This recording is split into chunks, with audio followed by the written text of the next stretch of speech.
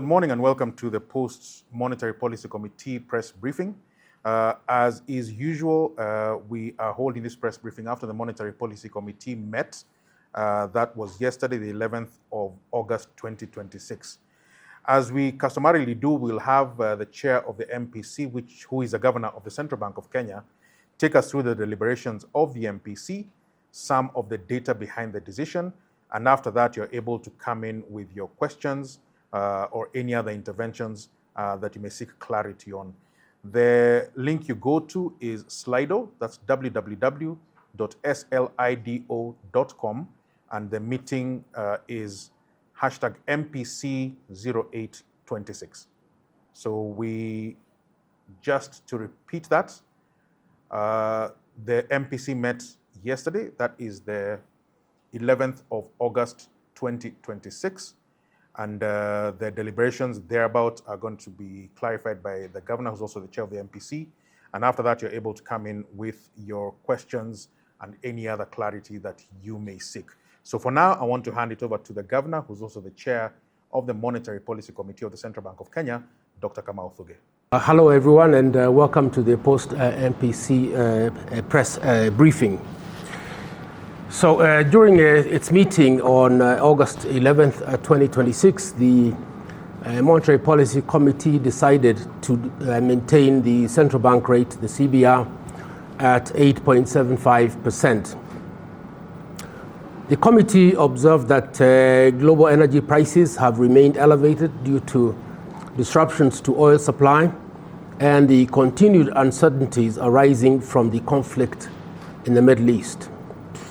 Kenya's overall inflation is expected to remain within the target range in the near term, assuming a gradual de-escalation of the conflict. This will be supported by appropriate monetary policy actions, expected stability in food prices, government interventions including subsidies and the temporary reduction of the VAT on fuel, and a stable exchange rate. The central banks in most major economies have remained cautious and kept their policy rates unchanged as they continue to assess the impact of the conflict in the Middle East on both the inflation as well as their growth outlooks. The average bank lending rates in the domestic market have declined further, and as a result, private sector credit growth has continued to improve. And finally, having considered these developments, the committee concluded that the current monetary policy stance, with the CBR unchanged at 8.75%, remains appropriate to ensure that inflation expectations remain anchored within the target range and that the exchange rate also remains stable. The MPC will continue monitoring the evolution of global oil prices and any second-round effects on inflation, as well as other developments in the global and domestic economies, and stands ready to take further action as necessary in line with its mandate. The committee will meet again in October of 2026. The committee began its deliberations by looking at the global economic developments and the outlook. In regards to inflation, the global inflation is expected to increase in 2026 on account of the higher energy prices.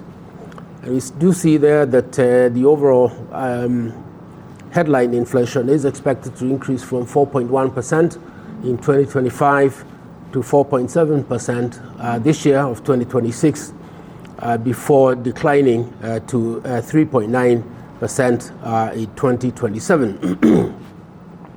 And of course, based on this, the central banks in the major economies are expected to remain cautious with the policy rates in the United States of America, the Eurozone, and United Kingdom are expected to remain largely unchanged for the rest of 2026.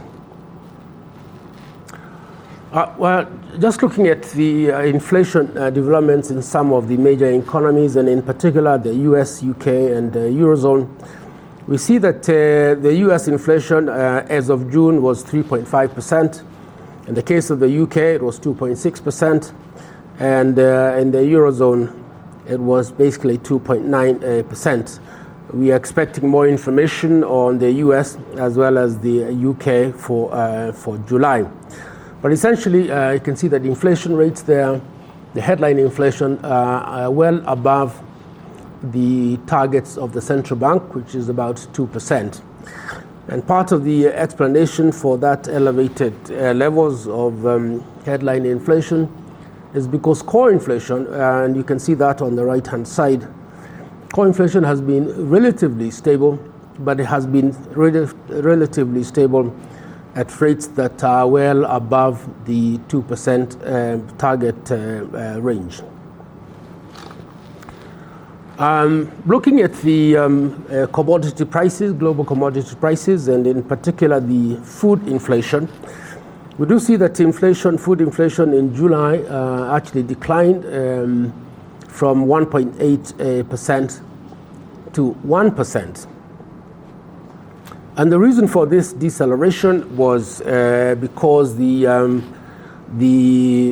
edible oil prices, the inflation on edible oil prices, declined quite significantly from 23.3% to basically 17.3%. And this decline more than offset the higher inflation from sugar prices, which basically increased from -13 to -8, and also the cereals price inflation, which increased from 2.6 to 6.9, largely reflecting higher prices of wheat and higher prices of maize. In the case of the international oil prices, these have remained quite volatile, and they are expected to remain volatile as long as the uncertainties in the Middle East continue. We do have there, for example, the latest price that we had was 78.9, but as of today, it's almost close to 90, which goes to show the volatility that we are experiencing in oil prices currently. So in regard to the global economic growth outlook, again, reflecting the higher energy prices, growth estimates have been lowered so that growth is now estimated at 3% this year compared to 3.5% in 2025. But we do see a recovery in 2027 to 3.4%. Of course, of a particular interest to us is the growth in the United States, the growth in the United Kingdom, and also growth in the Euro area as well as in Saudi Arabia. In the case of the United States, it continues to show quite strong resilience. And in fact, the growth in the United States is expected to go up from 2.1% to 2.3%. And this largely reflects the investment, especially in technology and especially in artificial intelligence related technologies.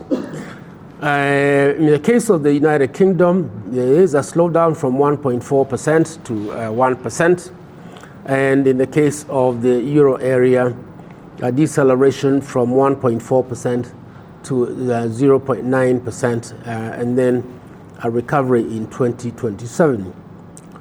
In the case of Saudi Arabia, quite a significant a slowdown from 4.6% last year to 1.7% this year. And assuming there's a gradual deceleration of the conflict in the Middle East, we can see a very sharp recovery in growth in Saudi Arabia, up to 5.5% in 2027. Of course, this deceleration in growth is quite important to us, as I said, because we export quite a significant amount of our exports to the U.S. For example, we export coffee, and of course, we also get a lot of remittances from the U.S. We also get a lot of tourists from the U.S. So when the U.S. economy decelerates or increases, it has a positive or negative impact on our growth. Of course, in this case, where there's a deceleration in the United Kingdom and the Euro area, we expect that to have a somewhat negative impact on our tourism and our exports. And of course, in the case of Saudi Arabia, where we get a lot of remittances, that is also likely to be affected. On the global financial conditions, these have improved, and this is reflected in a rebound in the equity markets, particularly in July and August of 2026, as well as the decline in Eurobond yields for some emerging markets and developing economies. And this is due to investor sentiment, improvement in investor sentiment amid the ongoing efforts to resolve the conflict in the Middle East. And of course, the decline in the yields on Eurobonds, this is positive for Kenya, particularly if Kenya has to go back to the international capital markets. So to summarize on the global developments and the outlook, the global inflation is projected to increase in 2026, and largely due to the higher energy prices. The central banks in most major economies have remained cautious and kept their policy rates unchanged as they continue to assess the impact of the conflict in the Middle East on inflation and the growth outlooks. Global growth is projected to moderate in 2026 on account of the higher inflation arising from the higher oil prices and because of reduced demand attributed to the higher energy prices. Global financial conditions have improved, reflected in the recent rebound in the equity prices and the decline in the Eurobond yields for some EMDEs on improved investor sentiment. Risks to the global growth outlook remain elevated due to the evolving conflicts in the Middle East, the elevated trade policy uncertainty, the Russia-Ukraine conflict, and weak global demand. Kenya's growth is expected to remain above the global, the EMDEs, the Sub-Saharan Africa growth averages, mainly reflecting the resilience and the diversified nature of our economy. Turning to the domestic economic developments and outlook, and starting with inflation developments and outlook, you can see that what has really changed is the composition of transport, the transport component, which has risen from about 0.3 percentage points to 1.1 in May and has remained at 1.1 for the 3 months in a row. For the non-core inflation, this, as I said, decreased from 15.1 to 15%, and this was driven by the decline in energy inflation. And this decline in energy inflation was supported by government intervention, including the subsidies and the temporary reduction of VAT on fuel. And that reduction in fuel inflation was able to offset the increase in food inflation, which rose from 9.8 percentage points to 10.1 percentage points.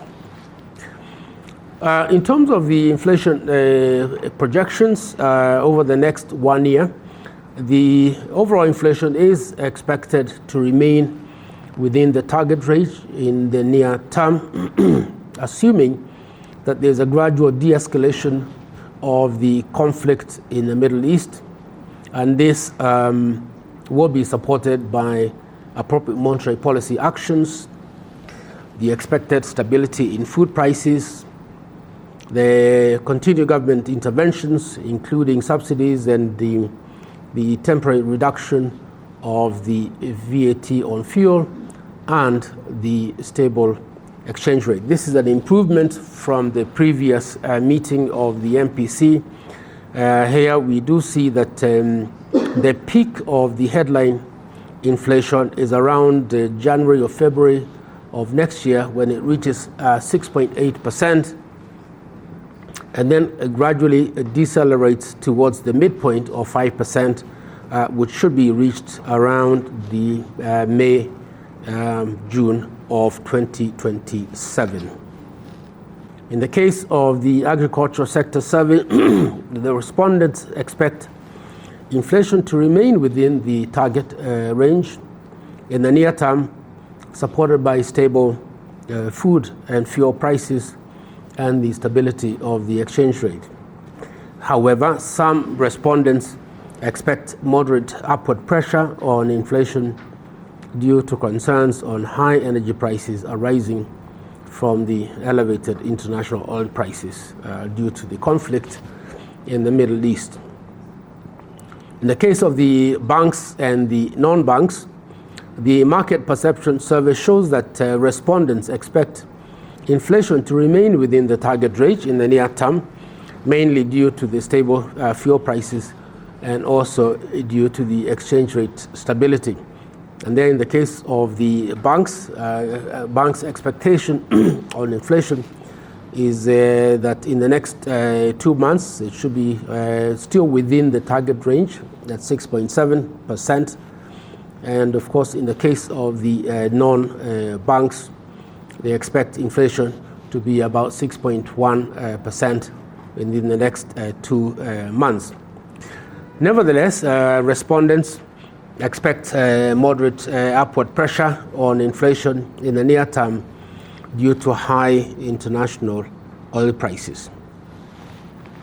So to summarize on developments and outlook for inflation, the overall inflation remained within the 5 plus or minus 2.5% target range in July of 2026 and was broadly stable at 6.5% compared to 6.4% the previous month of June. The overall inflation is expected to remain within the target range in the near term, assuming a gradual de-escalation of the conflict in the Middle East. And this will be supported by appropriate monetary policy actions, continued government interventions, including subsidies and reduction of the VAT on fuel, expected stability in food prices, exchange rate stability is expected to continue to moderate the impact of imported inflation. The July 2026 MPC surveys show that inflation expectations remain anchored within the target rate, which has resulted in volatility in global oil prices, the continued conflicts between Ukraine and Russia, and the potential supply chain disruptions with risk on food prices due to the envisaged El Nino effect and the continued elevated trade policy uncertainty. Turning to GDP growth and developments and the outlook. The growth of the economy is projected to pick up to 4.9% in 2026 and to pick up to 5.3% in 2027, and this will be from a growth of only 4.6% in 2025. And this pickup in growth for this year and next year will be supported by a robust industrial sector, resilient services sector, and the stable growth of agriculture. The economic growth projections reflect continued uncertainty. The industrial sector growth is expected to remain strong, driven by affordable housing program, the ongoing infrastructure projects, and the continued settlement of pending bills and the implementation of public-private partnerships. The services sector continues to be resilient, boosted by increased digitization, the technological innovations, and the lagged effects of monetary policy easing. And this easing of monetary policy by reducing interest rates has encouraged credit to the private sector. And as you can see here, the credit to the private sector in manufacturing It was negative in July, but this is an improvement from May. We can see a trend upwards.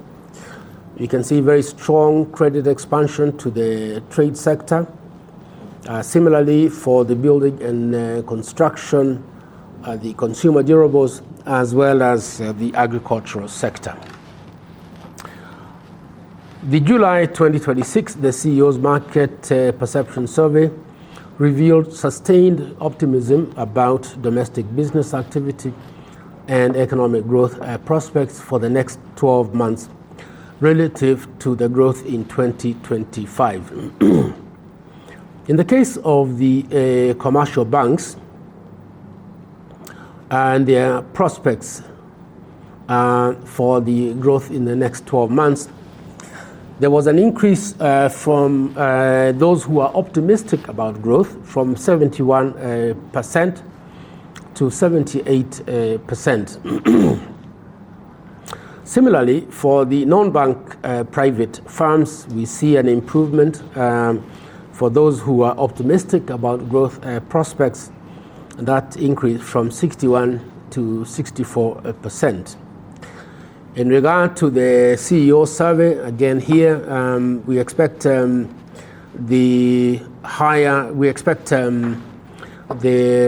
survey shows that those CEOs who expect growth to be lower than in 2025 actually declines from 32 to about 30%.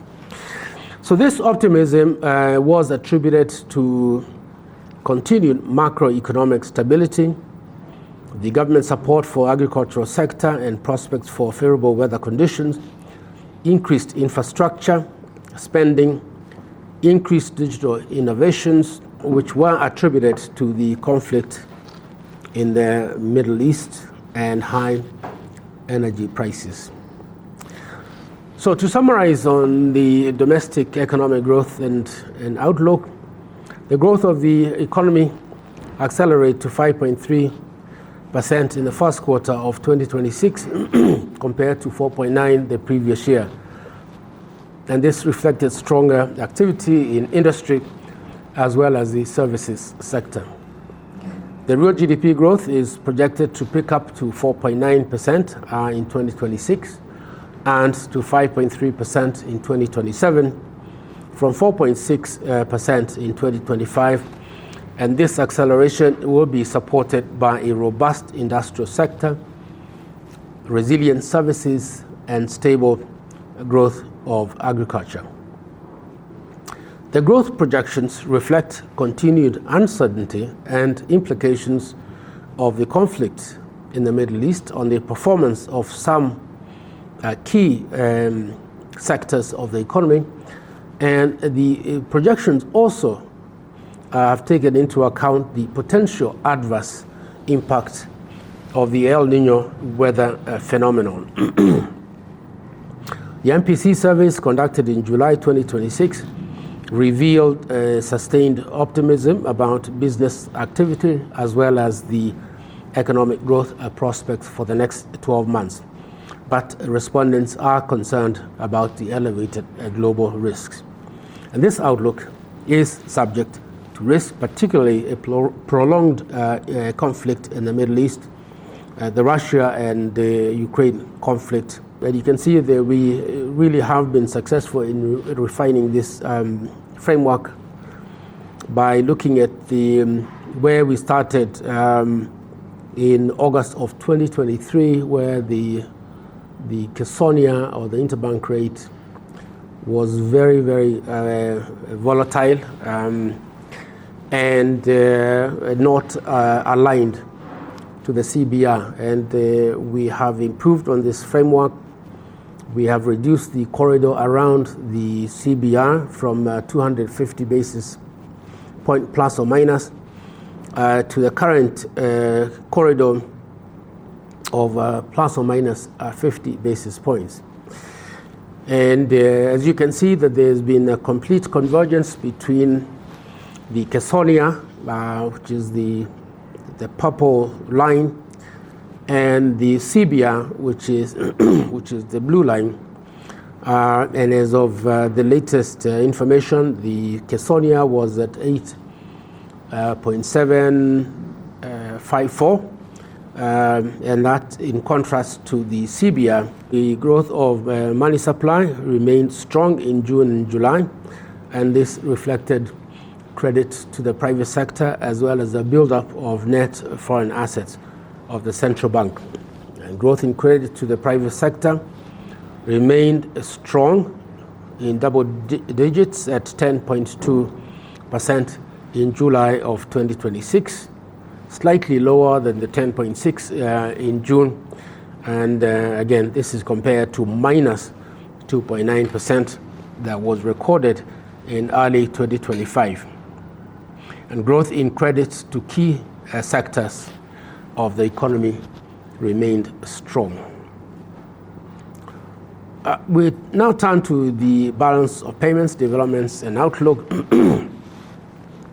Here we see the current account deficit is expected to widen, and is expected to widen from about $3.1 billion in 2025 all the way to $4.4 billion in 2026. Despite that widening, we expect financial and capital account inflows that will be more than enough to not only fund the current account deficit, but also to help the central bank build their international reserves by about $2.485 billion, which is the very last row there in that slide. So as I say, the current account deficit has widened. If you compare the 12 months to June of this year compared to the 12 months of June in 2025, the current account deficit has widened from 1.9 to 3%.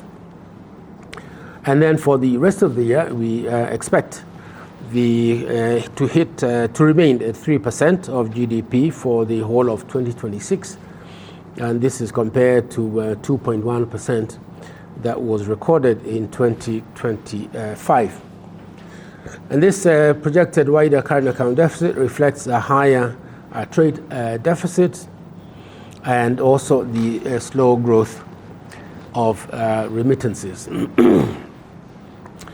In regard to goods exports, these increased for the 12 months to June. We saw a fairly strong performance of exports. They grew by 8.9%, and we expect that momentum to be sustained, and therefore we expect exports to grow by 8.1% in 2026 and further 7.1% in 2027. And this growth is mainly as a result of exports of horticulture and really machinery and transport equipment, although tea also is helping, although the earnings are not growing as much as horticulture or the machinery and the transport and equipment. In regard to imports, grew by 13% as of June. This is a very strong growth, but it also reflected front-loading of imports in the first half of this year. Again, as a result of the crisis in the Middle East, we saw a front-loading of imports. We expect that front-loading to result in less imports in the second half of the year, and therefore we are expecting a growth of imports of 10.1% for the year as a whole. And this increase in imports again reflects a fairly high imports of food items, of the mineral fuels, reflecting obviously the higher fuel prices, and also an increase in intermediate as well as capital goods. The services receipts increased by 8.3% in the 12 months to June, and we expect that to increase slightly to 11.6, and that is supported by the performance in the first 6 months of the year, where you can see there has been an increase of 12.3% in services receipts this year compared to last year. For tourism arrivals, the increase was 7.7 to 12 months, and for the year as a whole, we are projecting a 7% increase, followed by 8% increase the following year. On diaspora remittances, we had a negative growth of minus 2.4% in the 12 months to June of 2026. And we expect, assuming the de-escalation in the conflict in the Middle East, we expect an improvement in performance of remittances in the second half of the year. And therefore, our projection for remittances inflow is an increase of 0.7% for the whole year of 2026. Perhaps this is one of the slowest growth in remittances we have experienced in quite a long time.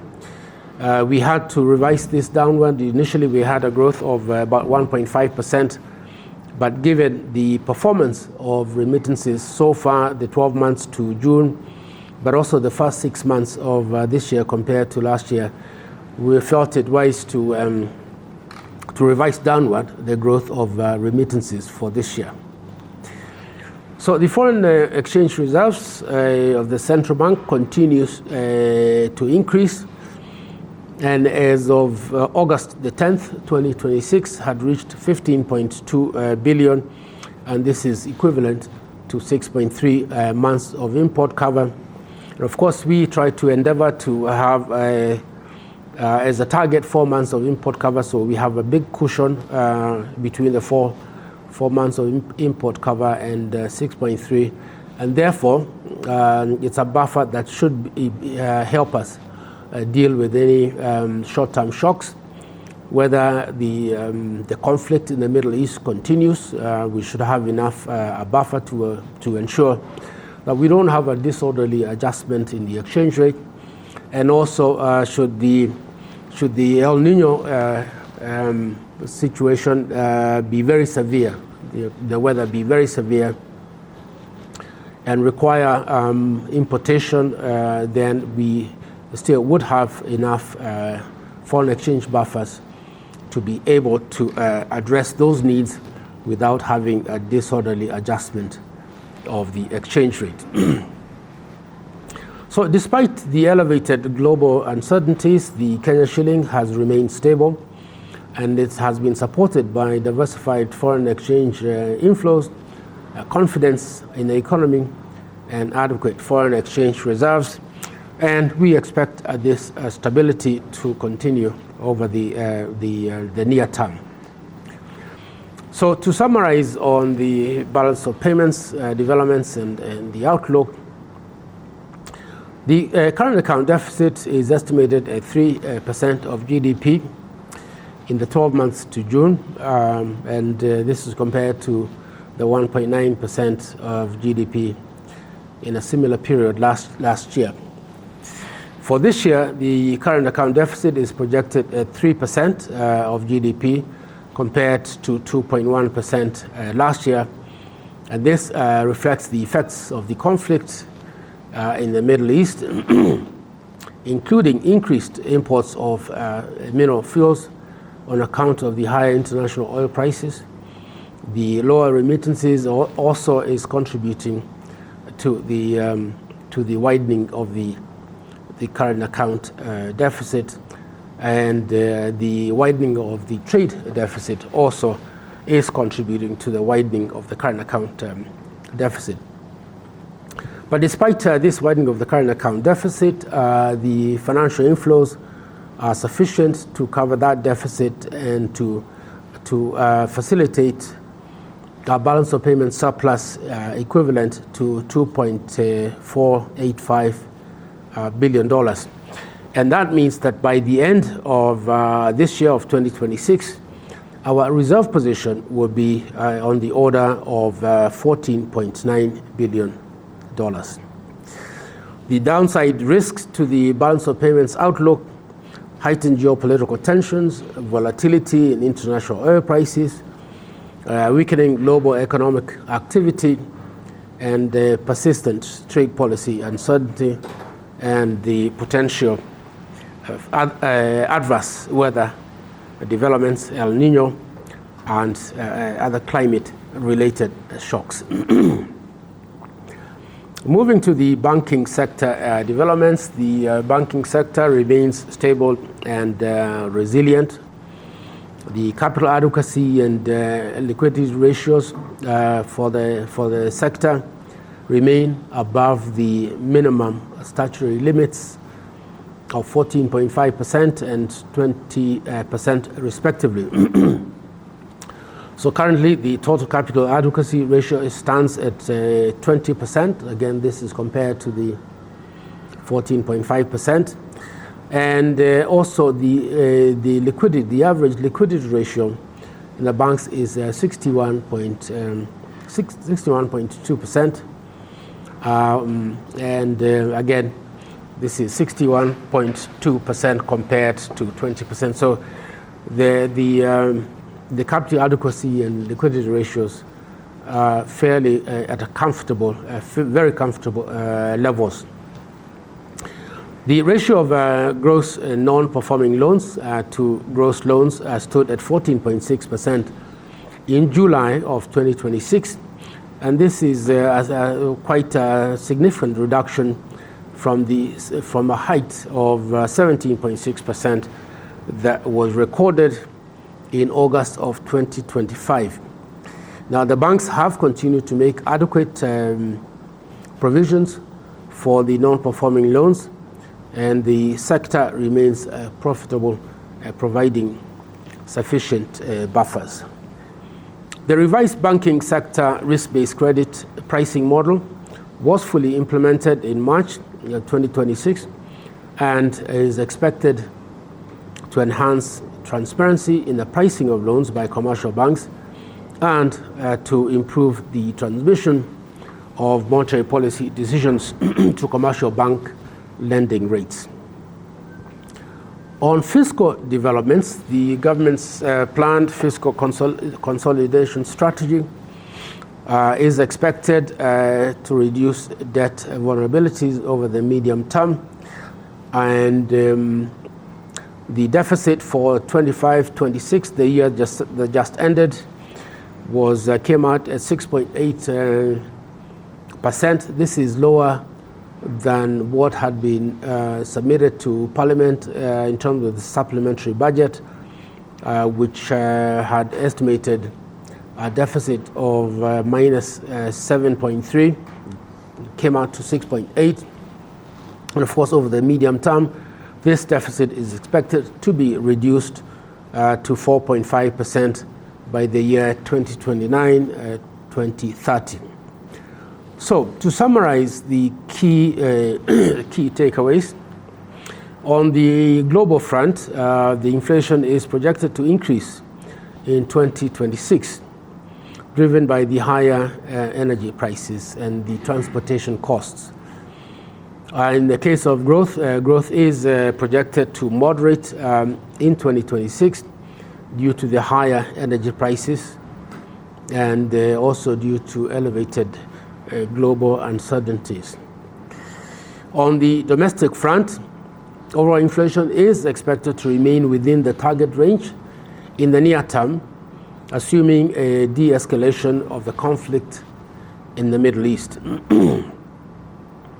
The exchange rate is expected to remain stable in the near term, and despite the elevated global risk, economic growth is expected to remain resilient. The average commercial banks' lending rates have declined, and as a result, growth in credit to the private sector has continued to improve. The banking sector remains stable, and resilient, and confidence in the economy remains strong, as reflected in sustained optimism in the economic prospects by the respondents of the MPC surveys. So in view of these developments, the MPC kept the CBR unchanged at 8.75% to ensure that inflationary expectations remain anchored within the target range and that the exchange rate remains stable. So thank you very much.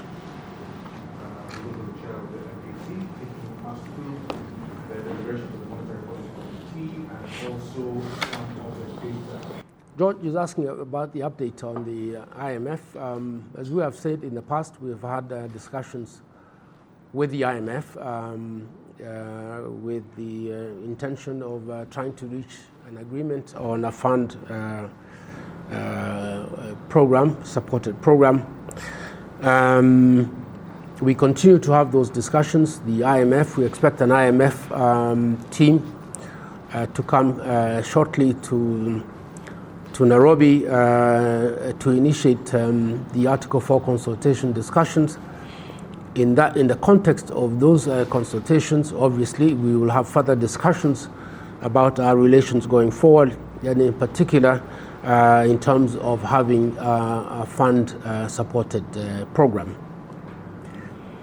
James Anyanzwa is asking about the impact of the El Nino rains and its impact on the growth prospects. We have already taken account the potential adverse impact of the El Nino rains. And indeed, if you look at our projections, even for the fourth quarter of this year, it's quite conservative compared to what it would have been had we not taken into account the negative impact of the El Nino rains on particularly on the agricultural sector. Last year we experienced negative growth in the value addition in the agricultural sector of minus, I believe it was minus 1.4% in the fourth quarter because of the drought. So this year we're expecting a fairly strong rebound just because of the lower base in the previous year. But we've been very cautious with the growth in that quarter. So we have fully taken into account the potential adverse impact of the El Nino rains towards the end, between October and December. Having said that, having looked at the previous impact of El Nino on growth prospects in the past, they actually are quite mixed. So, but for our projections this time, we have decided to take the more to assume that there will be an adverse impact, and so potentially we could have a much higher growth than the 4.9 if it turns out that the net impact of the El Nino rains will be positive. There was the issue of credit growth of 10.2. It's quite impressive, I agree. And the question whether it's demand, supply, or policy driven, when does the CBR? So I think obviously to a certain extent it's policy driven. As you know, we have been loosening monetary policy or easing monetary policy since August of 2024. And we have reduced the CBR from 13% to the current level of 8.75. And I think that that reduction in the CBR, and as we showed earlier, has resulted in a reduction in lending rates by commercial banks. And that has obviously stimulated growth of credit to the private sector and supported growth generally. So on your last question, when does the current CBR become too loose. I mean, obviously, this is something that we, our framework is we use inflation targeting. So we look to see what is happening to inflation. If we see inflation is accelerating, then obviously in that case we will need to tighten the CBR. So that would really depend on what is happening to inflation, and in particular the core inflation, which is much more responsive to demand pressures. And when that happens, we'll either, depending on the circumstances, that time, then the CBR can either be tightened or loosened, depending on what the circumstances are at that particular point. So Kefa is asking about inflation. He says inflation is expected to hold within the target, assuming de-escalation, and I presume that it's a de-escalation of the war in the Middle East. If the conflict lasts longer, how do your inflation expectations and policy stance shift? And finally, Julian Zamboko from NTV, he says Treasury bill yields are now greater than CBR. Are you bothered by what this means for the gains in transmission? Banks are already citing a rise in the cost of deposits. Yeah. Yes, Kefa, I think. Yes, we are, in our assumption, we have assumed de-escalation, and indeed that's why the headline inflation reaches a maximum of 6.8%, well below the upper end of the band 7.5. Now, it's true that if the conflict lasts longer, we have looked at several scenarios. And of course, one scenario is where by the way, our baseline scenario for the oil prices is for Murban to be at around $90 per barrel. The assumption that we have looked at is where the price rises to 110 and where the price comes down to 70, and of course coming down to 70 is entirely possible. We've seen that when there was a signing of the MOU between Iran and the US, prices declined quite sharply and quite quickly to even below 70.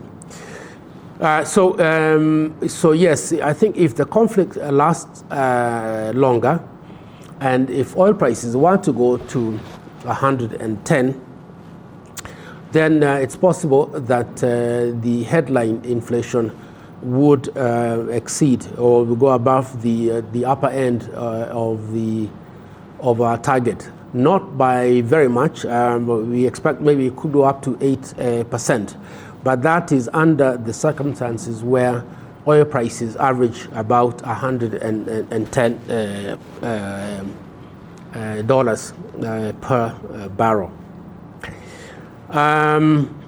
Amboko makes the point that treasury bills are now higher than the CBR, and whether we're bothered about the gains in transmission. I don't think that this affects the.